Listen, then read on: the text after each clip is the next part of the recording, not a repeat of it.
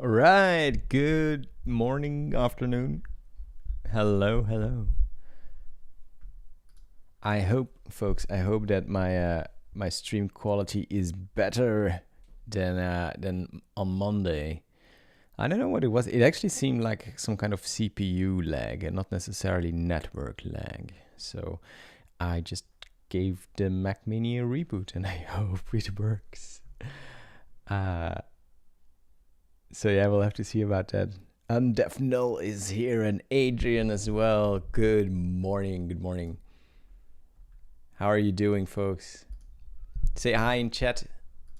Let me know you're here. That's always nice. I'm also gonna have to, let's see here, share the stream on the socials. Here we go. We're gonna do something pretty cool today, and the property hooks. Let's take a look at property hooks in practice. Hashtag PHP 8.484, I don't know, something like this. Post, and then over here as well.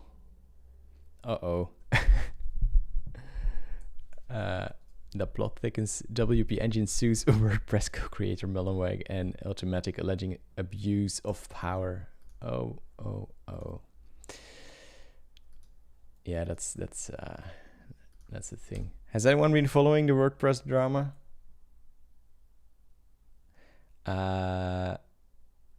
Let's post it over here as well. Let's post it over here. Send. There we go. Actually, I have some notifications here. Nothing interesting. That red PHP elephant is like I use declare strict types one everywhere label. Hang on a second. This one, right? This one? You are totally wrong. This is the old Laravel elephant. And so I dare to say that declare strict types is definitely not a part of Laravel. I guess this is like the Laravel red.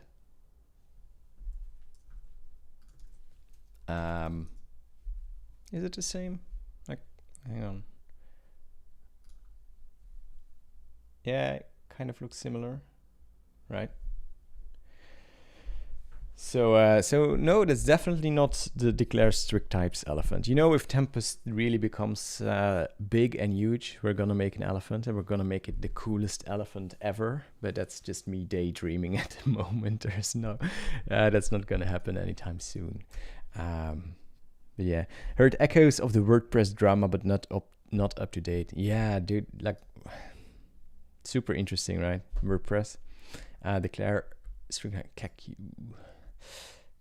Yeah, short summary. Like I'm not entirely up to speed, I guess, but with WordPress, WP Engine is like a third-party hosting website for WordPress, and they offered some plans that included WP as a name, which technically is allowed, but people thought that WP Engine was like part of core WordPress, and they make huge money basically, and then Automatic / WordPress, like the owners of the commercial side of WordPress, told them, hey, you'll have to do something about this. Either you pay us money because you're growing very popular because of our name, basically, because of WordPress, or you'll have to contribute to WordPress, the open source part. So do one of these two things. And WP Engine said no, and apparently this was going on for a year, and then suddenly WordPress, Automatic, decided to block them from update servers, plugin servers, and are like demanding that they either pay WordPress or they contribute to WordPress open source, because they're building their whole company on top of it. So yeah, it's interesting. Like from a I watched this interview with Matt Mullenweg, like the CEO of WordPress, and it like kind of makes sense that you expect companies who build their entire business on top of something open source, you expect them to contribute more than like WP Engine. They contribute like very minimal as far as as is said, right? They contribute very little to WordPress. They just use it. But it's like a gentleman's agreement, right? You expect companies to be like to help out here, but instead they don't. But they're using open source software, so technically they are allowed to do it. But then they were relying on like the WordPress.org servers for update and plugin management and stuff like that, which also costs WordPress a lot of money. It's a very difficult situation. I don't think anyone is really right here.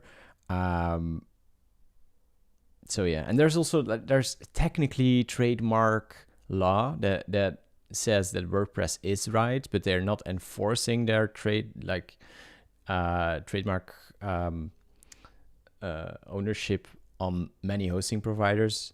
But now with WP Engine, they say, hey, technically you're wrong doing this. And technically they are right, as far as I understand, but I'm not a lawyer. So, so yeah.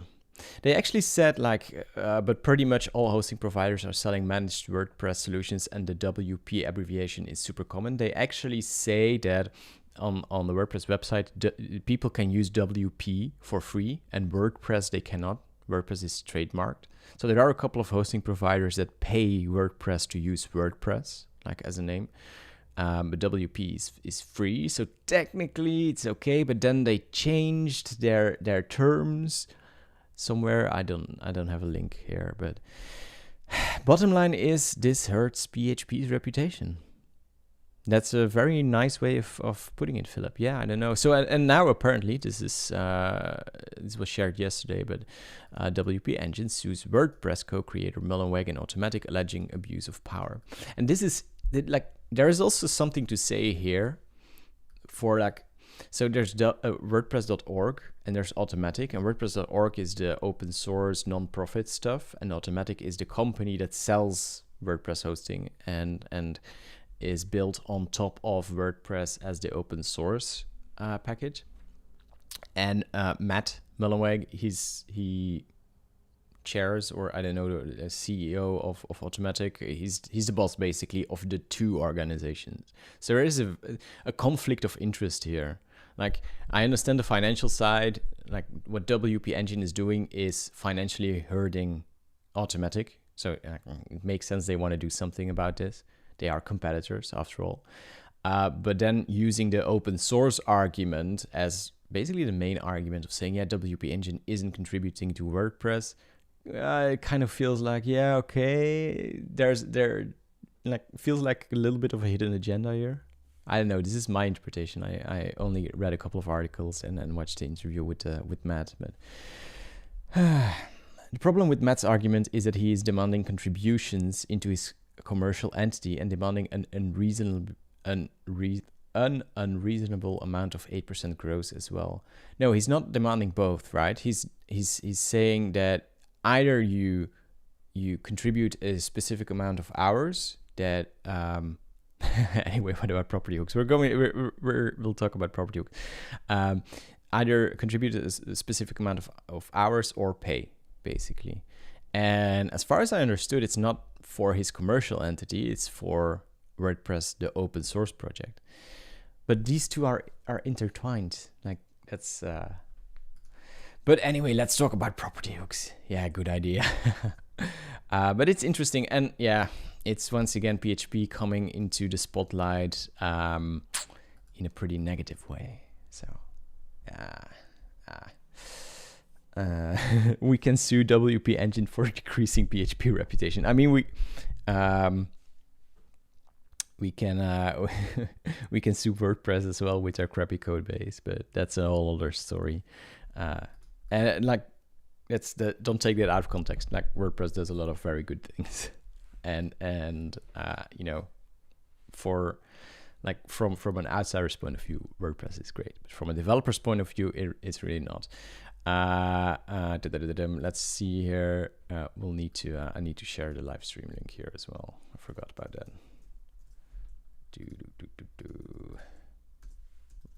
Live streaming.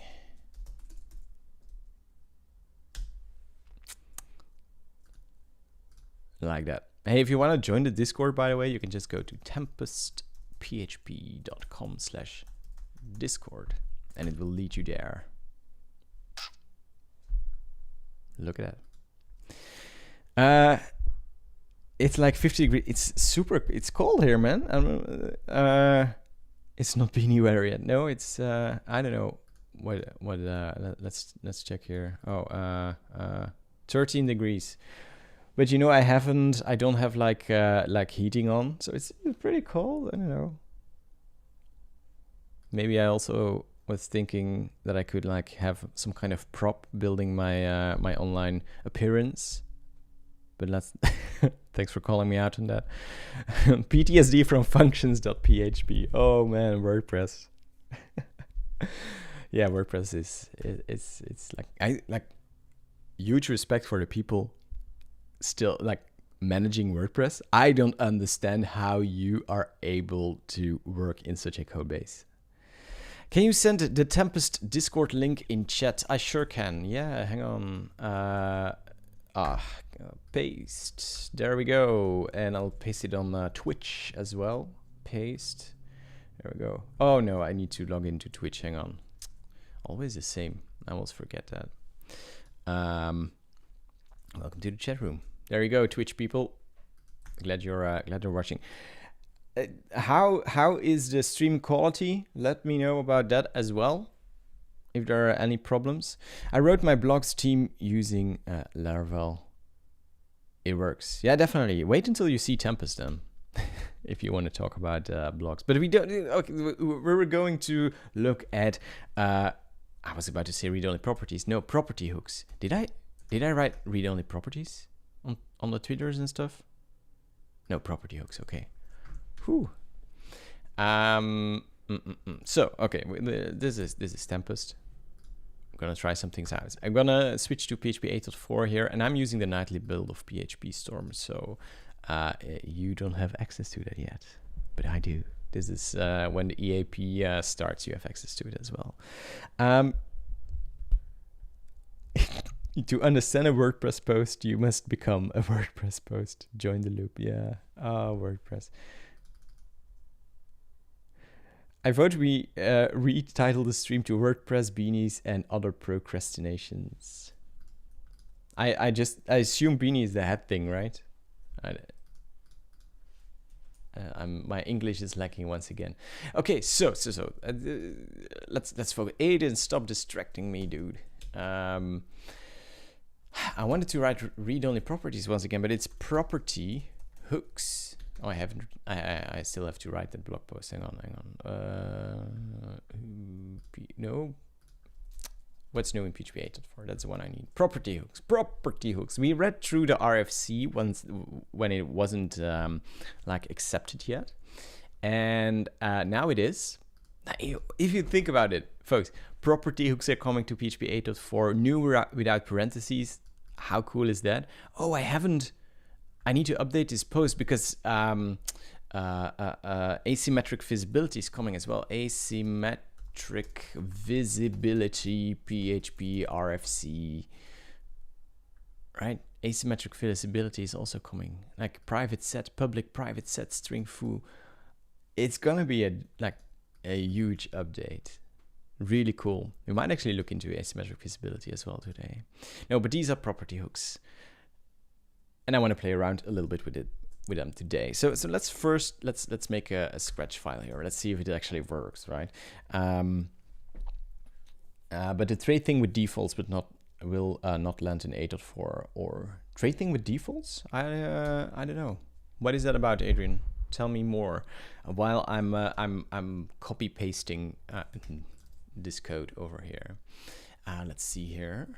Let's also make a class author with a name. Sure. Let's actually. Is there? Can I make this into a promoted property? No. That actually would be a good thing. I need to take a note there. Public string name like this. Yeah. So we have an array of authors. What's the problem here? Read only. No. Okay, so we have a book view model, right? Could be anything. It's just the example I chose. And it has a private array of authors. It also has a public property. I think the RFC calls this a virtual property. A backed prop, I don't know. Anyway, a property that only has a getter, right? And so you cannot write to this property in theory. We're going to try it out. And then we have a main author as well. And whenever you set the main author, we're going to add it to our authors array. We're going to say this main author, like the properties value is actually main author here.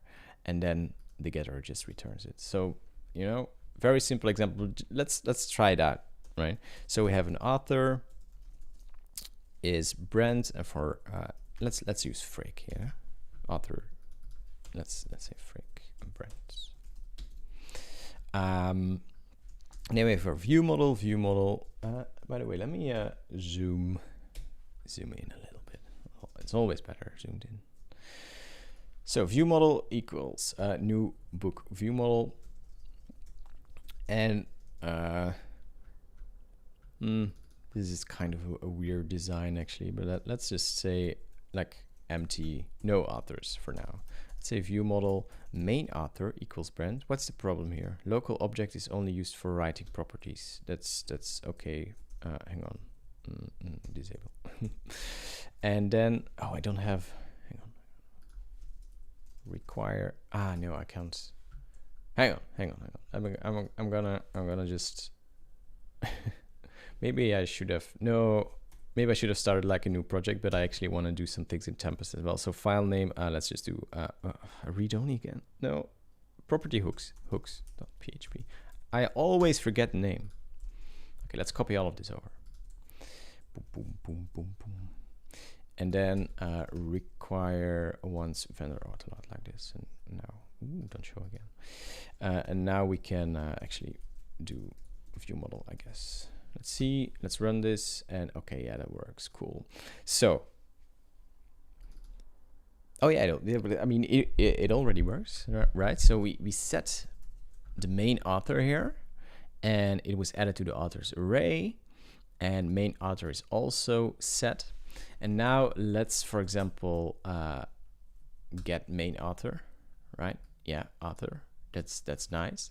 And can we also do like, co-authors? So let's say public array co-authors, and then I need to like remember the syntax a little bit, but author, like no, that's a set. Yeah, because that's an array, right? Authors, something like this, I guess. And then we say this authors equals, I actually prefer this, like so. And then let's also store them here. This authors, and then it doesn't need a comma or anything. Get this or something like this, right? So, and then we say view model co-authors equals Freek. And so when we dump our model here, so the authors array has both properties and then co-authors and main author. It would be so nice, like if there's a hook for this as well. Small for array specifically, like anyway, no, we're not going there. No. This is making things too complicated. So what I'm wondering about, I have like main author, I have a getter, right, for main author here. What if I remove this? What happens then? Oh yeah, it's the same. So this is the default. You don't really need to do anything with it. You could return whatever, I guess. Can you return anything? No. Ooh. Oh yeah, deprecation notices. Return value must be of type author. That makes sense. So we could do, yeah, and then it's unknown. Yeah. So we could remove our getters here. They're not necessary. They are default. That's pretty cool. And Aiden says it's beautiful and reminds me of C#. I I like this. I like this. I think there's a like a danger for putting too much stuff in these hooks. They aren't methods, they are hooks. So you need to be careful for that. But it's pretty cool. And then, by the way, our credits are like virtual properties. I don't know, they just return an implode. Like, yeah, you can see the result here, right? But the trade thing, no, I mean interface. Oh, default. Wow. Okay, so Adrian was asking about trade with default thingies, and then he said, yeah, interface default methods, right? Yeah, that's not gonna happen. They said they want to revive it. I hope they will for 8.5. I guess it will be. Interface default methods would be like, once I understood how Rust handles traits and how traits can be type hinted. Dude, this is the way. What's the problem here? Type property credits might be uninitialized. That's actually a bug, I think, in PHP Storm still. Because why would it be? I don't think PHP Storm should say. Yeah, that's a bug. I'll need to make a note of that. And by doing that, by making a note, I just mean like scrolling back through the recording afterwards. Are property hooks slower than a separate setter and getter? That's a good question. That's a good question. I'm sorry. Yes, they are a bit slower, but there is, so if you're not using property hooks, there's no additional performance impact on objects that are not using them, right? So that's a good thing. That means if you just update to PHP 8.4, performance when it comes to property access will stay the same. If you use property hooks, there will be a slight performance decrease for those specific properties, but it's there's a smaller performance impact compared to magic getters and setters. So it's better than magic getters and setters. It's worse than just like manually typing getters and setters, which I find okay. That's good for me. I like that. A couple of things here. There are shorthands as well. Are there? Yeah, I guess there's no PHP Storm still needs to add a couple of things. So this is possible as well, I think. Let's see, let's rerun. Yeah, that works. So that's just, where were we? Here, one-liners. Kind of reminds you of short functions, right? Short closures. Which is nice. I think this will be pretty common in many places where you just, and actually I think it would be a good rule of thumb that if your getter is returning more than a one-liner, maybe it shouldn't go into a property hook. Maybe it should be refactored to, for example, a dedicated class that you like, where you wrap your initial value in. So instead of string credits, maybe you want a credits value object, something like that. Looks nice, right, Sergio? Yeah, I like this. I really do. Let me see here. So there's a shorthand. It also works for, does it work for setters? Yeah, I think so. Let's make another thingy here. Public string title, I don't know, title. And then we'll say set string title, and then let's do the shorthand version. This title equals str2 upper, for example. So like this. Then view model title is, oh well, I need to do timeline text here, of course. Let's see here, title. Yeah, that works. Pretty cool. Is it possible to add for or for each inside of get? Let's actually try that out. Yeah, you just have a function body here basically. So I think you can do whatever you want here. I know for sure you can call functions. We also need to try that out, but like you're asking, can we do for each here? For each, let's say range 1 to 10 si. Let's just add it multiple times. So whenever we add a main author, and we can check that with the credits, right? Yeah, that works. And like I said, you can refactor this to a method, set main author. PHP Storm is a bit weird here because it doesn't have to pass in this. Let's remove all of this. I think it doesn't have to pass in this. Let's, where were we? Here, right? Let's try that out. Oh, there's a problem. Ooh. Okay, that's a clearly a yeah, because we're setting this main author, so there's a loop there. But I thought this was possible. Hang on. Yeah, like this it is. But then let's see, main author is not set. Is yeah, right only. Yeah. Interesting. Okay, so you can do it within the property hook itself.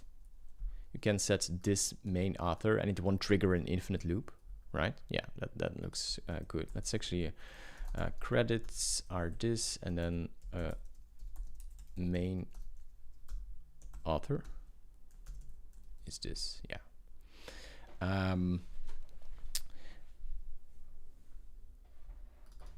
So I guess this is something to look out for if you're calling functions, nested functions. This will be a problem. What I was also wondering about, oh, hang on. Oh, this is cool, right? So if you don't set main author, it's becoming a write-only property. Write-only, yeah. And I think, yeah, actually PHP Storm detected cannot read a virtual property without a getter defined. Yeah, that's interesting. So like PHP Storm is also smart enough to know that if you don't set main author, the property won't have a default getter if you don't implement it, right? Okay, that's very nice. It's very nice. What I wanted to try, let's well, hang on. Do you like my debugging my debugging style? No, so this, okay, this works. This is our loop. Can we do something like this? Hang on, gonna comment everything. Set author main author. Yeah, will not void. Can we do this? Set main author. Can we do it like this? Would that work? No, it doesn't. Cannot assign closure to, oh yeah, because like this is actually a closure that will be set as the value of author. Okay, that makes sense. Where did you get the little purple PHP elephant in the background? Do I have a purple one? Which one? Read tweet chats. Hang on. What happens if you call credits on a fresh book view model instantiated with an empty array? Let's try that out. Thanks for coming to. No, it's Twitch chat is right here, Adrian. I was so deep into the code, but I'm gonna switch to Twitch chat now. It's so difficult to say. So what happens if you call credits on a fresh book view model instantiated with an empty array? So we want to do this, right? And then we call credits, and then it's empty. And let's actually check here what happens. Credits, we say implode of an array map of this authors, and this authors is like the private. Actually, this should be here. This should never be in the constructor. That's what was pretty confusing. I am wondering now, like, can we? Yeah, you can. Hang on. Ooh, this is nice. We can make these properties. Let's actually uncomment this. We can make these properties, we can make them promoted, I think. Yes. And now it's really interesting. I don't know if you like this syntax, like this is getting messy, but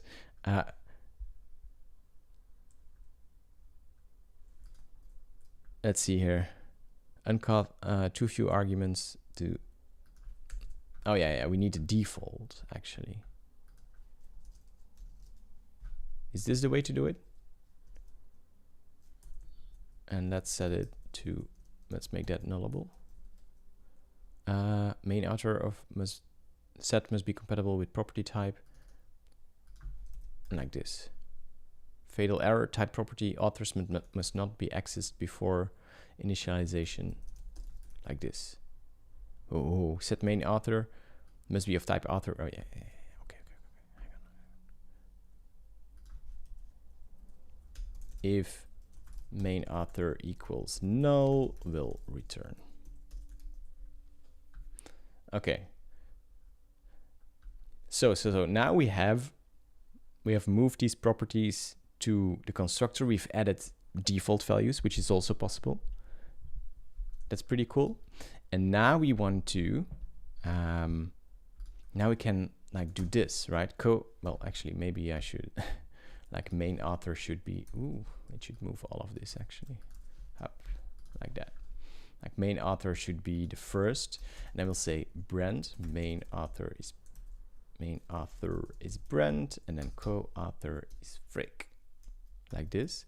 And then all of that just also works out of the box. That's pretty cool. Again, I'm not sure how I feel with this. This is like getting really deeply nested. I don't know if that's a good thing or not. Yeah.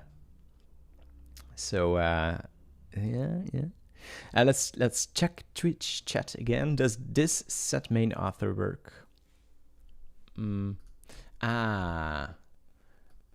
So you mean like this? I don't think so. No. That's a syntax error. That doesn't work.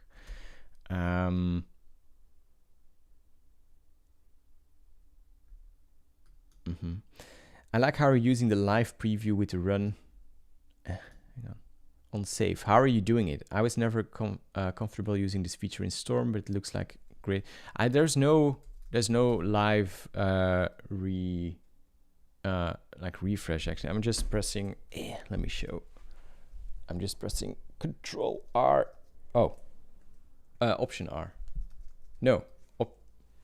Hang on.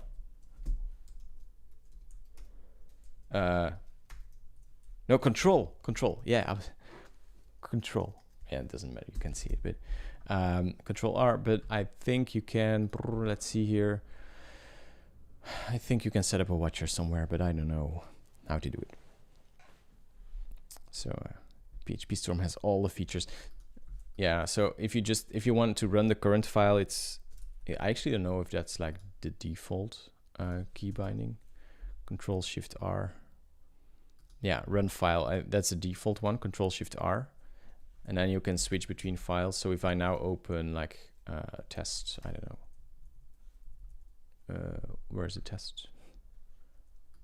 Like this. And I want to run this. Then it switches, right? To the other file.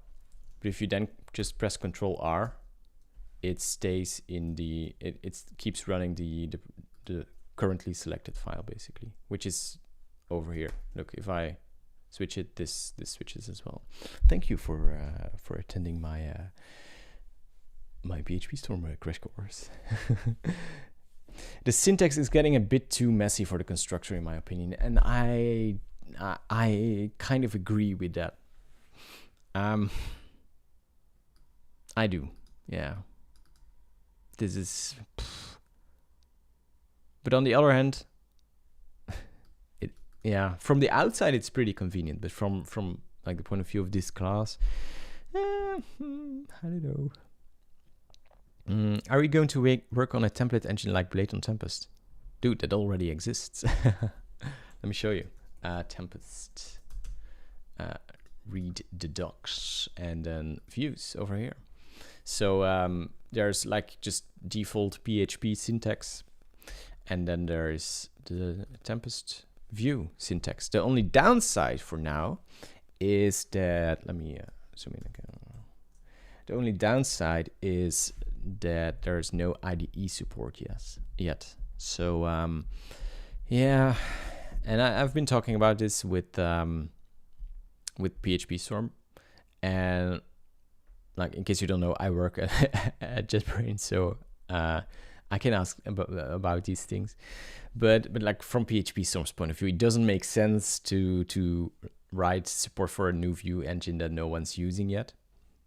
So yeah, I mean, if someone wants to write a plugin for it, that would be nice. And if Tempest becomes really popular, PHP Storm will write something on their own. So yeah, it's kind of unfortunate, because I really like this syntax, and it's also pretty cool. You'll recognize this from Blade, but it's a little bit different, like component based.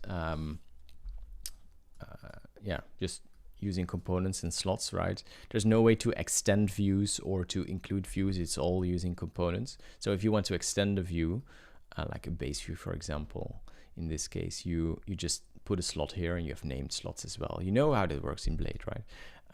Then you can just plop in whatever you want to within the body of the component. And then you can also use components like the same way. They don't need a slot, but as a way to include files, right? To include other components, like an input component here, for example. I really like this view engine, but yeah, it's like IDE support is pretty crucial, which is Adrian is saying PHP Storm has all the features, well, except for Tempest View support. I need to work on it. I could try to write a plugin myself, but there are other things that require my attention. So yeah, I don't know. What types of tests would you recommend besides the unit tests? Is Aiden still in chat? Aiden, do you want to answer that? Because let me tell you, I'm like 80% of tests in Tempest, and I really like these, are integration tests. And they, like, a single test, it covers so much, and Aiden really dislikes it. But I really do, because, you know, just saves so much time. And you still have the, like, maybe not exactly the same amount of certainty, but you have a very, very, like, you can be pretty certain that if you change something somewhere, a test will break, or multiple tests will break. But yeah, I really like integration tests, and for some things, unit tests are useful as well. Where are the unit tests? Oh yeah, we moved the unit tests to like each component. Forgot about that. Like, but there are very little unit tests. And Aiden wants me to change it, but I'm not gonna spend hours and hours writing unit tests for something I don't think is really all that important. Maybe something similar to what is done for Vue with LSP could be done. Yeah, that would work. Yeah, but I don't have like experience with it. And I can learn it. I mean, I can do it, but there's just so many other things I can and want to do. But yeah, maybe an LSP. Like, if someone wants to do it, get in touch. Like, I even want to like find out like sponsoring for this if someone really wants to to put effort into it. So yeah. Anyway. That's that. Back to property hooks. So that's we covered a lot of things with property hooks, right? And I think you get like the idea of what they are, what they can be used for. But there's one thing we haven't touched yet, and this is actually my number one reason I really like property hooks. So let's actually go to the request interface here. This is my go-to example, but So this is in Tempest, right? We have a request interface with a bunch of getters: get method, get URI. Okay, not has and stuff, but like get body, get headers, get path, get query, stuff like that, right? And all of this is so much boilerplate, because if you go look at the default implementation, why is this? Hang on. Tempest HTTP. Should I run a composer up? Yeah, I mean, I'm running 8.4. Okay, that might yeah, that's not gonna work. No, but if you look at the implementation of request, right, we have a bunch of public properties, and then if we look at our getters here, it's just return this method, return this URI, return this body, return this headers, return this path. I can continue, but you get the point. This is so much overhead. And the very nice thing about property hooks is that you can define property hooks in your interface. So let's write this public method, and you need to say that it needs a getter, right? We don't care for setters in this case, because requests are they read-only? No, they actually aren't, but let's not care about setters. We can still add them if we want to. But at the very least, if something implements the request interface, it needs a public property method with a getter, right? That's what this interface is saying. And that means that this method can go away. So no use. This is annoying that like I don't find the right usages, because there's all kinds of things wrong, because I cannot run update composer, is my guess. But let's see here, get method. So let's remove this in the default implementation, and instead we have public method, and this is actually good enough, right? We don't need to add a getter like so. We don't need to do this, because remember, this is like the default, right? So even if you don't specifically add a getter hook here, this will still work. So that's pretty cool. Let's actually try that out in like an example in isolation that we can run, because let's comment all of this out, and then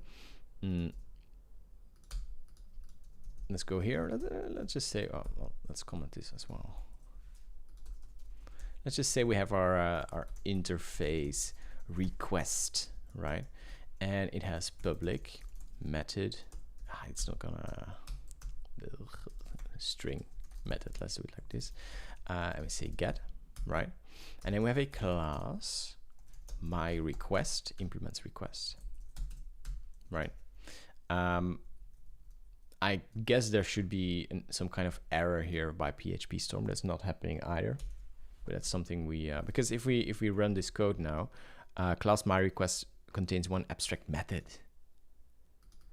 Yeah, yeah, this is the weird. Okay, so under the hood, like these hooks are just methods, right?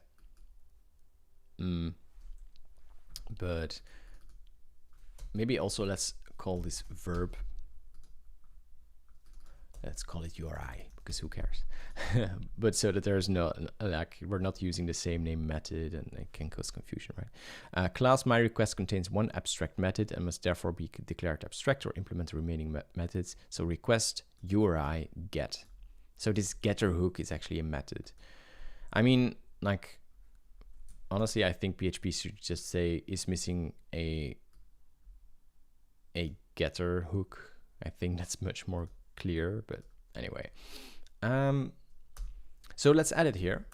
So we'll say public string URI like this, and then there shouldn't be any problems. Yeah, that's pretty cool, because like I said, this property here already implies there's a getter. So now we can say request new request like this, and then we can dump it out.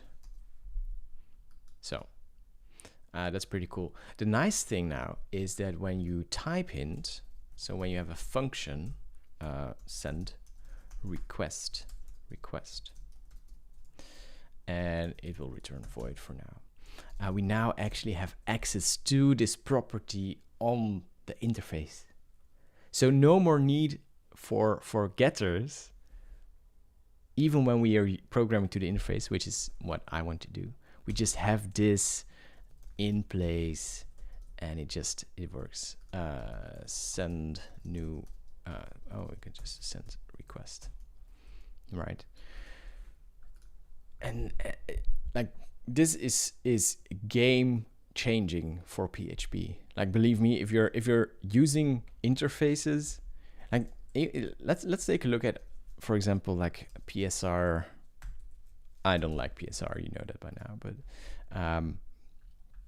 how many oh no, not PSR 15. What's the PSR for 7? HTTP message interface, yeah. Get header line requires parameters. You cannot write a property hook for that, but where's the interface? Over here. Message interface, get protocol version, get headers, get header. This you cannot do with property hooks because like it requires input, right? But that's okay. Get body, and that's it. Okay, and then there's another interface, get request target, get method. Anyway, get URI, and so on. Like it's such a common pattern to have getters on interfaces, and it most of the time they just return a property.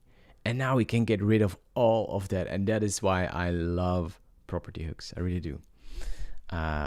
Do we need to specify both get and set for them to be usable? What about specifying only get and not set? That works. That works. We looked at that at the beginning of the stream as well. But you can have a property that only has a getter, and then is it a virtual property? You cannot write to it because it doesn't have a setter hook. So it's a calculated property. If you write Laravel, it's an accessor, right? It's not a mutator. It doesn't have a mutator. And the other way around is also possible, where you can only write to something but don't have a getter. But I think that's less common. That won't happen as much. But yeah, it is possible, and it's really great. It's like this is just so mind-blowing. This is gonna have such an impact on so many things. So let's actually see here, interface. Like scrolling through, there are quite a lot of interfaces in Tempest, right? But scrolling through my interfaces here. So current user, this could be a property hook. This not.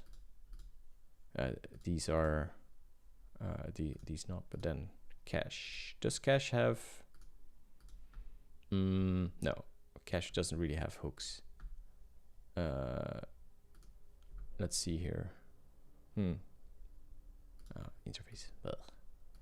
Is cache? No. Interface. Here, property hooks. Property hook. I need to hang on, like this. This is not a property hook. This is get position. Is a property hook. That's it. Read line, no, that shouldn't be property hook. Let's see, container probably not, initializer also not. Hang on. Then the request stuff, of course. Let's check database here. Get last insert ID. No, that shouldn't be a property hook. Get ID property hook. Okay, I think you get the get name here, property hook. And it's gonna make things so much cleaner, I feel. Table row, get definition. Could be a property hook. Doesn't have to be, but search for function get and function set. Okay, yeah, that's maybe a better search. But the thing is, in Tempest, I don't really saying that there are a bunch of getters here. There are some methods that aren't prefixed with get, and it's a bit like not really consistent. So, but yeah, that's already a significant list, right? And the downside is I have to refactor everything.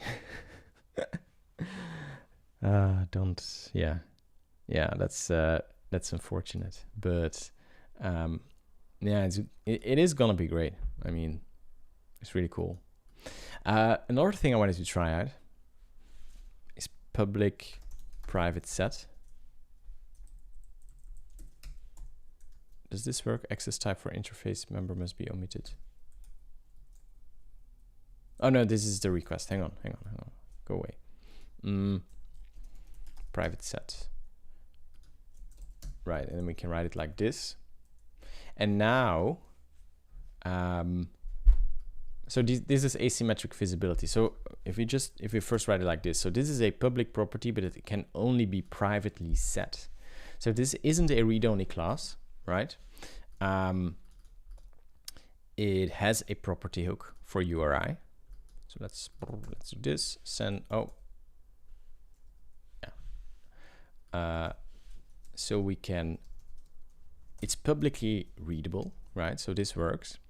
But if we try to change it from the outside, that won't work because cannot modify private set property.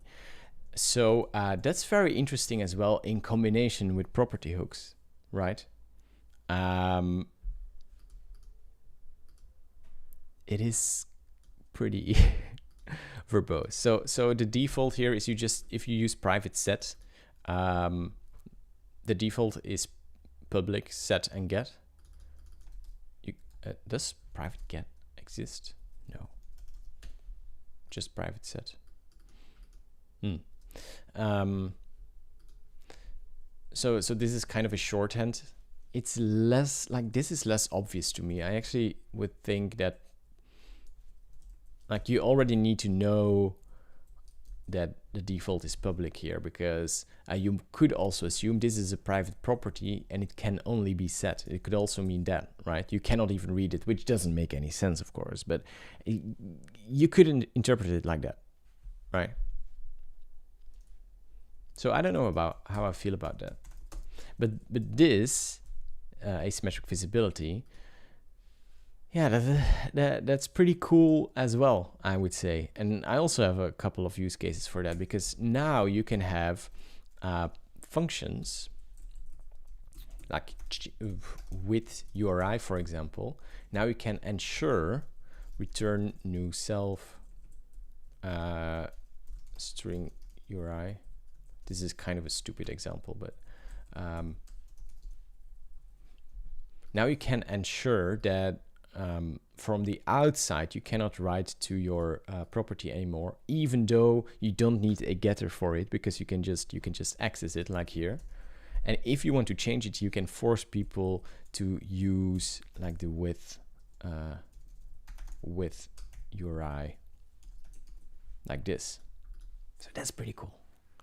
That is pretty cool. Kind of like, I mean, this works as well, but it's very verbose. Once again, what's the main difference between private set and read-only public property? Yeah, let me actually show you that because the difference is pretty significant. So request URI equals foo. Okay. So this is just public property, and we've overwritten our initial property. We don't like that. Okay, so we made a class read-only. Right? We make it read-only, and now this isn't allowed anymore, right? Okay. But if we want this, like I'm making a clone here, so it's not really a good example. With read-only, this also isn't possible. You can read-only means set the property once when constructing the object, and that's it, right? So if you want to allow this with URI foo, and actually let me rename it to set URI to oh that's weird, scratch file pro, no. So yeah, cannot modify property URI, blah blah blah. Like, so this isn't possible. But if we say private set and we remove read only, and then this, oh, I'm pressing the wrong buttons, then it actually is. So oh yeah, and like making it read only on the class or the property is the same, by the way. If you make the class read only, it's all properties. So yeah, that's like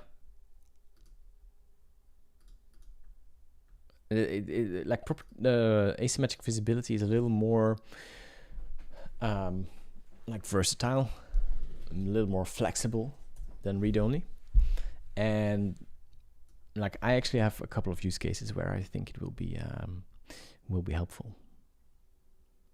It's a bit unfortunate that the syntax is like, if you then combine this with property hooks, I don't know, what would we write?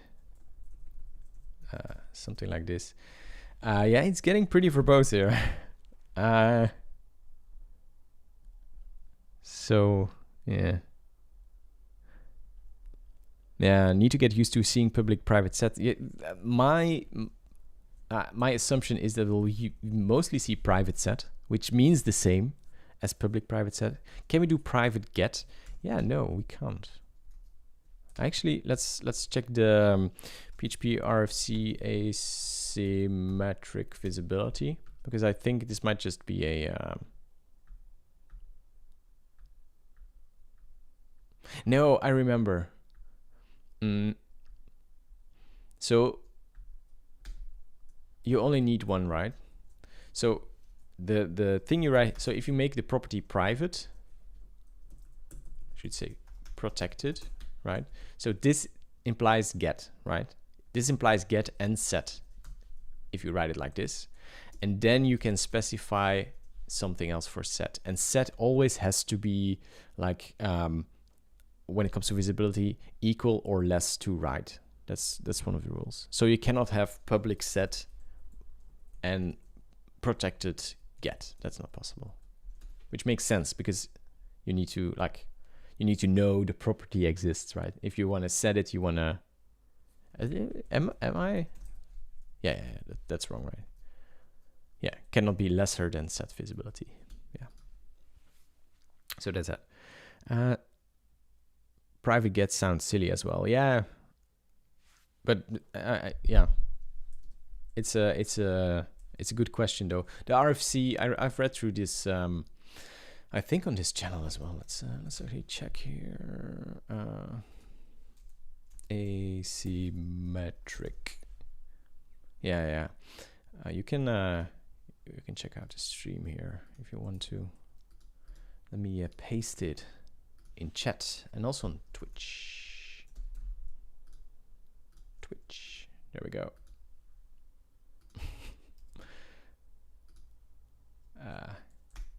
Yeah.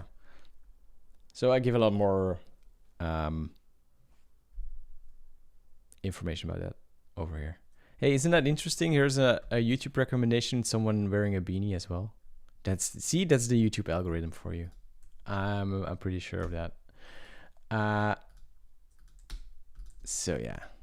Anyway, that's like, I hope you can see why I'm excited about this. I really am.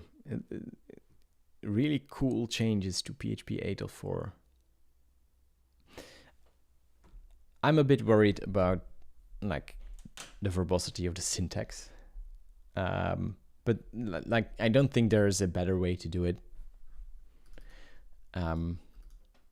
But yeah. I don't know how I feel about that. On the other hand, we also got used to promoted properties, which is also more nested if you compare it to like the unpromoted way, right? Promoted properties.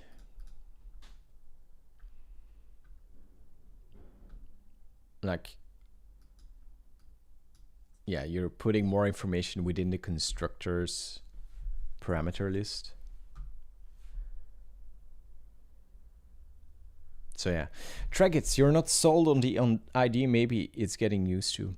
You know, here's the thing: it's just gonna save so much time and keystrokes that I think we're gonna like it pretty fast, actually. How long have you been programming in PHP? Is that a question for me? Too long and not long enough. No, I've been programming for what year are we? 2024. 11, 12 years, something like that. I think I started in 2012 with PHP. I think my like the first version I really know I used was PHP 5.6, and I know that because like 5.6 added 5.6 added short arrays. I think short or not 5.5. Maybe it was 5.5 array. Or was it 5.4 short array syntax?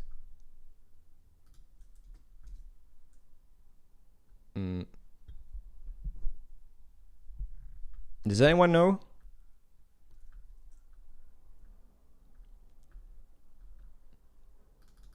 A short array syntax exists, which replaces yeah. Can you tell me which version? 5.4? No, then they lied to me. Hang on.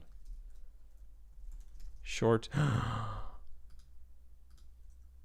Oh. Let me tell you this story then. Oh, I feel... So, I remember 5.6 because I was working at a company, or I was an intern, and I had to write a plugin for a Symfony CMS, and I used short array syntax. And this was 5.6, I'm pretty sure about that. And they told me, yeah, you're not allowed to use it because not everyone's using 5.6 yet, because it's just the newest version, and we need to have backwards compatibility. I didn't know what that meant back then. So I had to change my clean short array syntax to to the verbose one. So in my mind, it was always like 5.6 introduced a short array, but that's not the case. So I was lied to back then. Because 5.4, when was 5.4 released? Is there a date here? PHP versions wiki. There's a table here somewhere, right? Yeah, 5.4 released 2012. Yeah, and like my internship was 2014, I think. Well, maybe it was before 5.6 was released then. Maybe I'm just misremembering. Anyway, I remember for sure that they told me, you cannot use short array syntax. Blah, blah, blah. I was very sad about that. Started with 5.6 too. Someone told me learn PHP. With PHP, you can do anything. 3 years later, I got a job. Is that like 3 years later? That sounds like pretty long time to wait. But yeah. 5.3 was most of 6 stuff without Unicode. 5.4 was next step. Yeah. Well, I definitely, I totally missed the, like that drama phase of PHP. Totally missed it. I remember HTTP get vars from PHP 4. Yeah. I was like, speaking of drama, we already covered WordPress. We mentioned PHP 6. I was implementing in Tempest. I was working on like cache, and yeah, basically. So I wrote an interface that wraps PSR cache, right? Because I really dislike how PSR cache is just overly complex, and actually Anthony Ferrari. For a PSR 6 cache, where did I read it? Yeah, an open letter to the PHP fig. This is a great post in which he uses I love this, solving the 99% problem. You've heard me talk about this before, right? I call it the 95% problem, and Anthony calls it, actually he calls it the 50% problem somewhere else. Solve the 50% here. Like how the caching PSR over engineered to trying to solve a problem that so little people have, and by doing so it created such a complex interface that's actually usable for almost no one.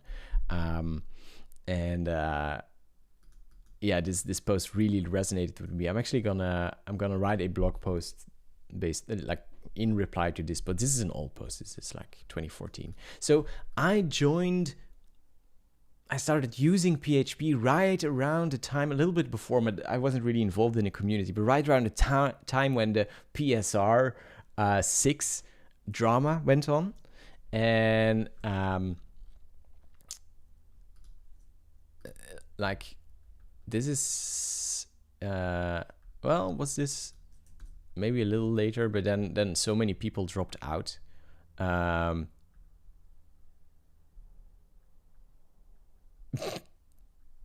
Yeah, I'm not gonna read through it, but like I missed this drama when it was going on live, but I read through it afterwards, and yeah, it was it's a thing, right? Laravel dropped out, Doctrine dropped out, curl I think also, and then there was this PHP Pixie thing going on. I also missed that. Unfortunately, I wasn't able to follow that live. It would have been I'm sorry, I'm just like looking at like enjoying other people's drama at this point, but PHP has had its fair share of drama, and now we're dealing with WordPress, so we've come full circle. I'm sure PHP will survive, but yeah, it's like going back to the WordPress thing. It's kind of unfortunate that this is how PHP is now being portrayed in like the bigger programming community, and I'm also a little bit frustrated. I don't know how you feel about this, but then like if you of course I check YouTube now and then, like PHP, WordPress, WP engine. Like how many people are jumping on the drama, and I'm probably part of the problem here, because I'm also a content creator, but I deliberately stayed away from making a video like this because it's just yeah, I don't know. I think it's such a complicated and nuanced problem between two companies, and just yeah, content creators jumping on it like yeah, just it's another video for them anyway. Adrian is on board since PHP 3. Yeah, you're old, Adrian. That's true. What do you think about the conflict between WordPress and WP Engine? Yeah, well, we started the stream with that. No, it's so complex, and I don't think I can like make an accurate judgment about it. It's unfortunate that the PHP community is being portrayed because of this. Like the Laravel acquisition, I feel, was much smaller deal within the programming community than WordPress.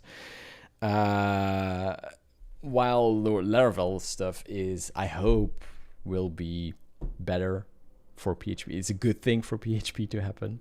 But yeah, just Voices on X making drama about Laravel and Excel and Vue and Excel. Yeah. There is a bit of drama about it, but a lot less than,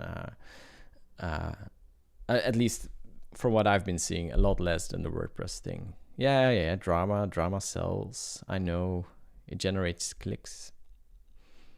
Yeah, but yeah, it's just it's unfortunate, and I don't really feel like I can judge. I feel like this is something like, and this always happens. So I am gonna judge now, but I feel this always happens with companies that scale, but like they're both wrong and they're both right, and they both are just trying to like turn the narrative into their advantage, basically. Isn't that what all companies do? Like always? I don't know. Someone remembers, was this a thing, Adrian? PHP 3? Like, Was that a thing where you had to write PHP with the 3 in it? Really? Would PHP Storm still support that? No. No. Okay. While migrating versions and not pouring all code at once and have both versions installed. It's super interesting. How did they manage that? So you could write part of your code in PHP 4, I guess, and then part of your code in PHP 3. But then you would have like two, I guess PHP FPM wasn't around yet, but you would have two, like your web server would have to decide which PHP version to use, is my guess. Apache did it. Okay, Apache did it. Cool. Apache.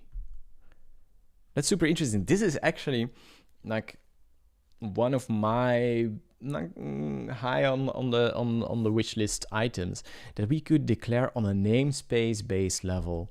Declare strict types, right? That you could declare it for a specific namespace. So a whole package could be using strict types, right?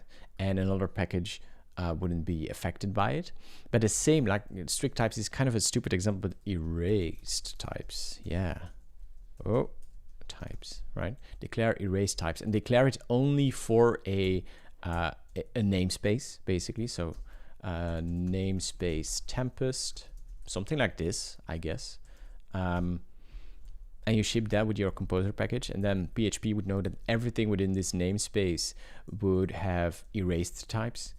But everything outside of it wouldn't have it. That would be so cool. So, but back then it wasn't a big deal because you had all stuff in one file and not so many require includes. Yeah, fair enough. What typical tasks do you have to deal with at work? Do you develop a specific product? Again, a question for me. That I'm a developer advocate at JetBrains, so this is part of my work. No, I like outside of PHP annotated, like the YouTube channel is a big part of what I'm doing. But I mentioned this in the previous stream as well. But I was working on some videos here for getting started with PHP Storm. They aren't doing very well. I'm sad about that, but I also know why. And we're still gonna share these videos with like on other channels, because right now we just dropped them on YouTube.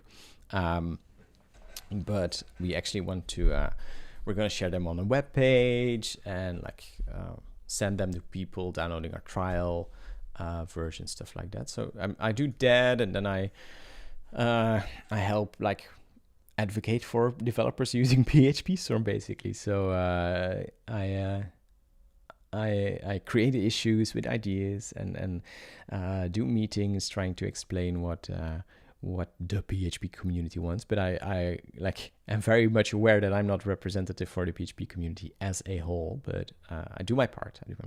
So yeah, that's some of the things I do. Mod PHP for Apache was processing it. It was a mess. You're also old. Like, or I feel young now, but I just turned 30 this year. So I know there was also support for ASP-like tags. It worked as PHP Echo. Okay, cool. Yeah, you're all old. No, like, how did we get here? Like, someone asked how long I was programming PHP, right? Yeah, not so long when I read all of your all of your comments here, but that's okay.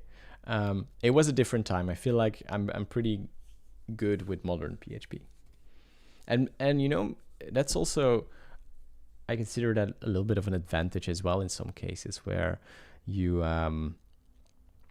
know, newcomers, and I don't consider myself a newcomer, but newcomers to PHP these days, they have a lot of value to offer because they you know, they question the things we take for granted, you know, and they ask it in the form of a question. They don't realize they're asking something that's super obvious for all of us.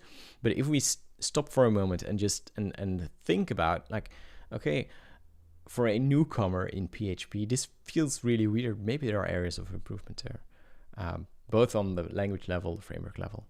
I'd love to see how to create private package autocomplete data similar to how PHP Storm downloads for Composer via Packagist. I don't know what you mean with it. I love to see how to create private packages, autocomplete data, similar to how... No, I don't know. I'm sorry. I don't know what you mean by it. So yeah, I feel like we covered a lot of drama today in this stream, but it was nice. Let's hope the WordPress stuff settles soon.